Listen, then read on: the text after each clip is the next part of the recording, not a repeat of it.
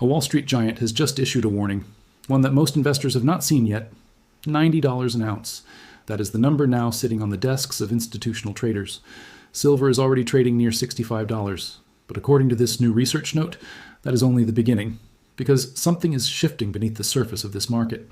A quiet rotation, one that has nothing to do with solar panels or electronics, and everything to do with where the world's big money is about to move next. The report identifies two triggers, both expected to converge within the next few months. And if they do, analysts believe the price move that follows will not be gradual. It will be fast. So what exactly did this Wall Street giant uncover? And why are the world's largest buyers already positioning themselves? Stay until the end, because the final piece of this warning changes everything. Welcome to Currency Arc Insight, where we break down the economic signals that shape real wealth decisions. If this is your first time here, consider subscribing so you never miss a briefing like this one. Drop a comment below and let us know which city or country you're watching from today. In the closing weeks of summer 2026, a research note landed on the desks of institutional traders that few retail investors have yet noticed. Citigroup, one of the largest financial institutions in the world, reissued a bullish outlook on silver, and the figures inside it were striking enough to warrant close attention from anyone paying attention to precious metals markets. The note set out two distinct price targets. In the near term, defined as the next 0 to 3 months, Citigroup's commodity strategists projected silver reaching $75 per ounce. Over a longer horizon of 6 to 12 months, the bank's target climbed even further to $90 per ounce. At the time the report was issued, silver was trading in the mid-$60 range, meaning the short-term call alone represented a meaningful move, and the 6-month target implied an advance of roughly 40% from current levels. For context, silver has already delivered a volatile run over the preceding year. The metal surged from levels below $50 into the $60 range, driven by a combination of industrial demand, monetary policy expectations, and periodic bursts of speculative buying. That volatility alone would normally be enough to draw scrutiny from a major bank. What makes this particular note significant is not simply the size of the price target, but the reasoning behind it. Citigroup is not a fringe research shop chasing headlines. It is one of the largest banks in the United States, with a global commodities desk that advises institutional clients, pension funds, and sovereign wealth managers on positioning across metals, energy, and currency markets. When a bank of this size issues a formal price target, it does not do so lightly. These notes are built on models that incorporate supply data, demand forecasting, monetary policy expectations, and geopolitical risk assessment. They are read closely by fund managers who move billions of dollars in capital and often act as a signal that shapes how that capital gets allocated in the weeks that follow. This is precisely why the $90 figure matters. It is not a speculative headline designed to generate clicks. It is a formal target embedded in a research framework that major financial institutions use to guide real capital decisions. When targets like this circulate through trading desks, they tend to influence positioning well before the broader public becomes aware of them. The question this raises is straightforward but important. Why does Citigroup believe silver is capable of such a significant move within a relatively short window? The answer, according to the bank's analysts, is not rooted in any single catalyst. Instead, it rests on the idea that silver is entering a structural transition, one that changes the fundamental character of the market itself. For years, silver's price action has been explained primarily through the lens of industrial consumption. Solar panel manufacturing, electronics, and green technology have absorbed a growing share of global silver supply, and analysts have generally framed the metal's price movements around these industrial demand cycles.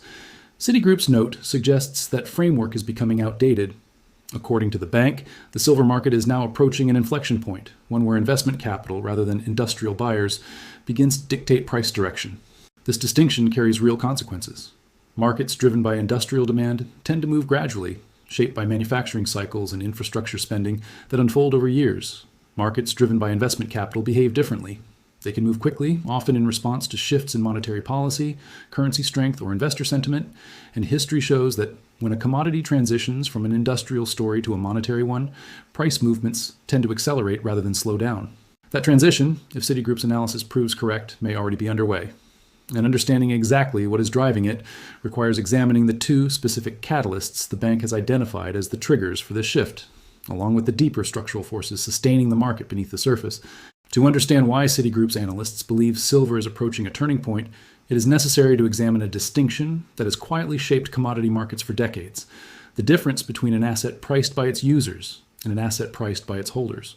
For much of the past several years, silver has functioned primarily as an industrial input, Roughly half of global silver demand originates from manufacturing sectors such as solar energy, electronics, and telecommunications infrastructure. In this environment, price is largely dictated by production schedules, factory output, and the pace at which industries expand their physical use of the metal. This kind of demand is steady, predictable, and generally moves in step with broader economic and technological cycles. It does not typically produce sudden, dramatic price swings, because manufacturers plan purchases well in advance and rarely make impulsive buying decisions based on sentiment. Citigroup's research suggests this dynamic is beginning to change.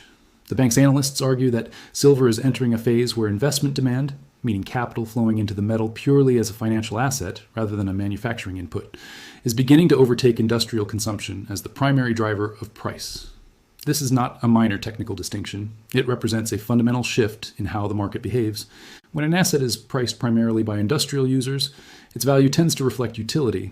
Buyers purchase what they need for production, and prices adjust in relatively controlled increments. But when investment capital becomes the dominant force, the asset begins to behave more like a financial instrument than a physical commodity. Institutional investors, hedge funds, and large capital allocators do not purchase silver because they need it for manufacturing. They purchase it because they expect its value to rise relative to currency, or because they view it as protection against broader economic uncertainty. This kind of buying is far less predictable and far more responsive to shifts in interest rates, currency strength, and investor psychology. Analysts often describe this transition using a specific term: silver becoming a high beta expression of gold. In financial terminology, a high beta asset is one that moves more dramatically than a benchmark it is correlated with. Gold has long served as the primary safe haven metal, attracting capital during periods of monetary uncertainty or currency weakness. Silver, historically, has tended to follow gold's broader direction, but with amplified movement in both directions. When gold rises modestly, silver has often risen more sharply. When gold falls, silver has tended to fall further. This amplified behavior is why some traders refer to silver as gold on leverage, even though no actual borrowed capital is involved. Citigroup's thesis rests on the idea that as investment capital increasingly treats silver the way it treats gold, this high beta relationship will intensify. If institutional money begins rotating into precious metals broadly, in response to expectations of lower interest rates or currency depreciation, silver would be expected to capture a disproportionate share of that inflow relative to its market size. Because the total value of the global silver market is significantly smaller than that of gold, even a modest reallocation of capital from major institutional investors could produce an outsized price effect. This is the structural foundation beneath Citigroup's $90 target. It is not simply a bet that industrial demand for silver will continue growing, though the bank does expect that trend to persist. It is a bet that the character of the market itself is changing, from one anchored in physical utility to one increasingly shaped by financial positioning. Markets undergoing this kind of transition have historically produced some of the sharpest and most rapid price movements in commodity history, precisely because investment capital can move far faster than industrial supply chains can adjust. The next question, then, becomes what could actually trigger this rotation of capital into silver on a meaningful scale.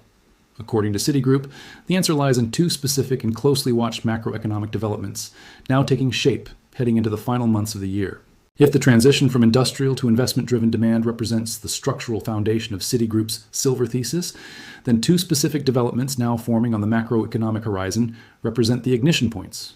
According to the bank's analysts, both are expected to converge within a narrow window between September and December, and both, in different ways, work to lower the barriers that have kept large pools of capital on the sidelines. The first catalyst centers on the Federal Reserve. For much of the recent period, elevated interest rates and a relatively strong U.S. dollar have acted as a persistent drag on precious metals broadly. This is a straightforward mechanical relationship. Gold and silver produce no yield. They pay no interest, no dividend, and generate no cash flow. When interest rates are high, holding non-yielding assets carries a real opportunity cost, because capital could instead be earning a return in bonds or money market instruments. This dynamic has historically suppressed demand for metals during periods of restrictive monetary policy, regardless of how strong the underlying fundamentals might otherwise appear. Citigroup's analysts point to softening inflation readings and cooling labor market data as evidence that this environment is beginning to shift. As these indicators weaken, traders have increasingly priced in the likelihood of Federal Reserve rate cuts in the coming months. Should those cuts materialize, the opportunity cost of holding silver and gold would decline in tandem, removing one of the primary headwinds that has constrained investment demand. Lower rates do not simply make metals more attractive in isolation. They actively push capital that had been sitting in yield-bearing instruments to search for alternative places to generate returns, and precious metals have historically been among the first destinations for that search. The second catalyst is less conventional, and at first glance appears almost contradictory. Citigroup's base case anticipates an eventual easing of tensions in the Strait of Hormuz, one of the world's most critical energy transit corridors, sometime between the late third and fourth quarter. On the surface, this seems like a bearish development for precious metals.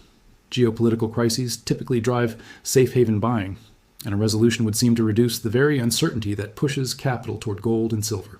But Citigroup's analysts frame this differently, and the distinction is worth understanding carefully.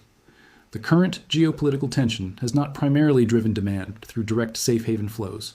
Instead, it has operated through a secondary channel, energy prices. Ongoing instability around the Strait of Hormuz has kept oil markets on edge, and elevated energy costs feed directly into broader inflation readings.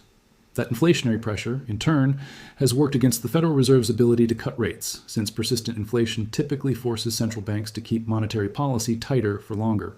An eventual de-escalation, according to this reasoning, would unwind that specific channel. Lower geopolitical risk would ease pressure on oil prices, which would ease pressure on inflation readings, which would strengthen the case for the very rate cuts described in the first catalyst. In this framework, the two triggers are not independent. They are mechanically linked, each reinforcing the conditions that make the other more likely. A calming of tensions does not remove the case for silver. It clears the path toward the monetary conditions that Citigroup believes will drive the next leg of investment demand. There is an additional layer to this reasoning as well. A reduction in geopolitical risk would also tend to weaken the US dollar over time, as capital that had flowed into the currency as a safe haven asset during the period of tension begins to normalize. A softer dollar has historically correlated with stronger performance in dollar-denominated commodities, including silver, since it effectively lowers the cost of the metal for buyers holding other currencies. Taken together, these two catalysts describe a scenario in which monetary policy and geopolitical developments move in the same direction at the same time, rather than working against each other. It is this alignment, more than any single factor in isolation, that underpins Citigroup's confidence in the $90 target. But even with favorable monetary and geopolitical conditions, a price forecast of this magnitude requires a physical market that cannot easily absorb new demand without moving higher, and that is precisely where the analysis turns next. Monetary policy and geopolitical alignment can create the conditions for capital to move into silver, but they cannot, on their own, explain why a market would respond with the kind of price acceleration Citigroup is forecasting. For that, the physical structure of the silver market itself has to be examined, and here the picture becomes considerably more constrained than most casual observers realize. According to Citigroup's research, the global silver market is now projected to remain in a structural supply deficit through 2027. This is not a new phenomenon. Industry data from firms such as Metals Focus indicate the market has already been running in deficit for 6 consecutive years, meaning global consumption has outpaced newly mined and recycled supply every year since the early part of this decade. What distinguishes Citigroup's note is the length of time the bank now expects this imbalance to persist, and the specific forces it identifies as sustaining it. The first of these forces is artificial intelligence infrastructure. High-density computing chips and the data center systems that support them rely on silver for its unmatched electrical conductivity, a property no cost-effective substitute can fully replicate at scale.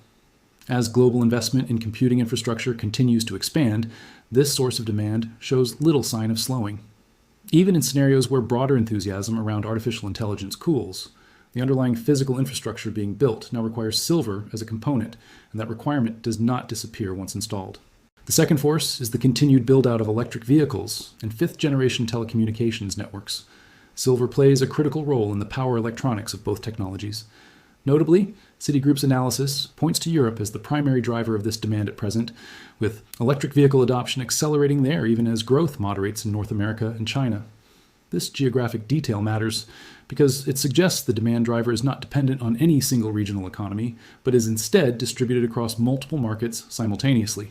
The third force is more complex and involves the solar energy sector, which has long been one of silver's largest industrial consumers. Citigroup notes that solar manufacturers are increasingly adopting what is known as backed contact cell technology, a more advanced production method that requires less silver per individual solar cell than older designs. On its surface, this might appear to reduce silver demand, but the technology requires far greater precision in how that reduced quantity of silver is applied, and the broader expansion of global solar capacity means that even a smaller amount of silver per unit, multiplied across a rapidly growing number of units installed worldwide, continues to draw down available supply. Set against these three demand pillars is a supply side that faces its own structural limitations. Global mine output has struggled to keep pace with rising consumption for a straightforward reason. The majority of the world's silver is not produced by dedicated silver mines at all. Instead, it emerges as a byproduct of mining operations focused primarily on copper, lead, zinc, and gold. This means silver supply is largely dictated by decisions made in entirely different sectors of the mining industry, leaving little room for producers to simply increase silver output in response to rising prices the way a market might normally expect supply to respond to demand. Citigroup's analysts do include an important caveat in their outlook. Should the global economy enter a significant recession, industrial demand across these sectors could weaken meaningfully, potentially easing the deficit sooner than currently projected.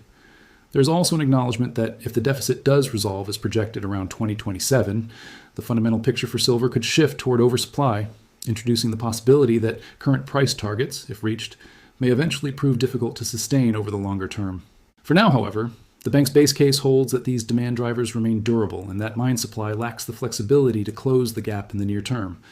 This combination, a market structurally short of physical metal, even before accounting for any surge in investment demand, is what transforms the earlier monetary and geopolitical catalysts from theoretical tailwinds into forces capable of producing a genuine price dislocation. And nowhere is this physical tightness more visible right now than in one particular region of the world, where buyers are already paying a premium simply to secure the metal in hand. While much of Citigroup's analysis rests on forecasts and projected catalysts still unfolding, one part of the report points to something already happening in the present, observable in real time, within one of the world's largest physical silver markets. That signal comes from India, and according to the bank's analysts, it may be the clearest early indication that the shift described throughout this report is not merely theoretical. For years, India has stood alongside China as one of the two dominant sources of physical demand for gold and silver globally.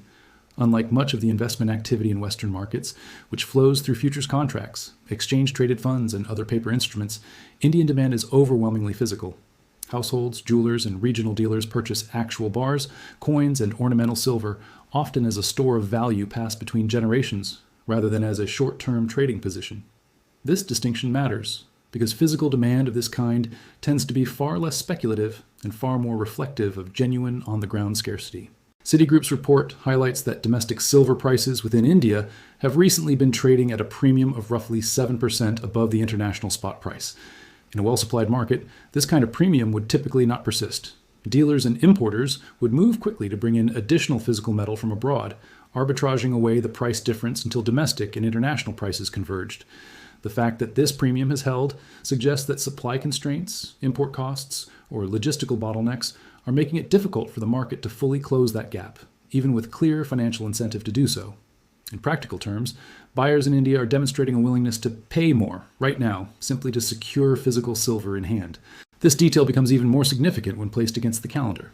As the fourth quarter approaches, India enters its peak seasonal period for precious metals purchasing, anchored around Diwali and Dhanteras, two of the most culturally significant occasions for gold and silver buying in the Indian calendar. Historically, physical demand during this window reaches its highest point of the year, as families purchase metal for both religious observance and long-term wealth preservation. If domestic premiums are already elevated heading into this period, the seasonal surge in buying could place additional strain on a physical market that Citigroup's broader analysis has already identified as structurally short of supply. For institutional investors evaluating whether to act on the 6 to 12-month $90 target, this physical backdrop functions as a kind of confirmation layer. It is one matter for a bank's research desk to model a price target using interest rate assumptions and geopolitical forecasts. It is another to observe real buyers, in one of the largest physical markets in the world, already paying above international prices to secure metal before the year's most significant buying season has even begun. This is the kind of grounding that gives institutional strategists confidence to act on a forecast, because it suggests the deficit described in the previous analysis is not simply a modeled projection, but something already visible in current transaction data. Taken as a whole, the four forces examined throughout this report now converge into a single picture. A structural shift is underway in how silver is priced, moving from an asset driven primarily by industrial consumption toward one increasingly shaped by investment capital. Two macroeconomic catalysts, Federal Reserve policy and geopolitical stabilization, are aligning in a way that could accelerate that shift within the coming months. Beneath both of these developments sits a physical market already running a structural deficit, sustained by demand from artificial intelligence infrastructure, electric vehicles, and solar technology, with supply unable to respond quickly due to the byproduct nature of most global production. And now, physical buyers in one of the world's largest silver markets are already positioning themselves ahead of peak seasonal demand. Whether silver ultimately reaches $90 within Citigroup's projected window remains to be seen, but the forces described in this report are not speculative narratives circulating on the margins of financial media. They are documented in formal institutional research, observable in current market data, and increasingly difficult to dismiss as coincidence. For serious market participants, the question this report leaves behind is not whether these signals exist, but how much longer the gap between institutional awareness and broader public recognition will remain open.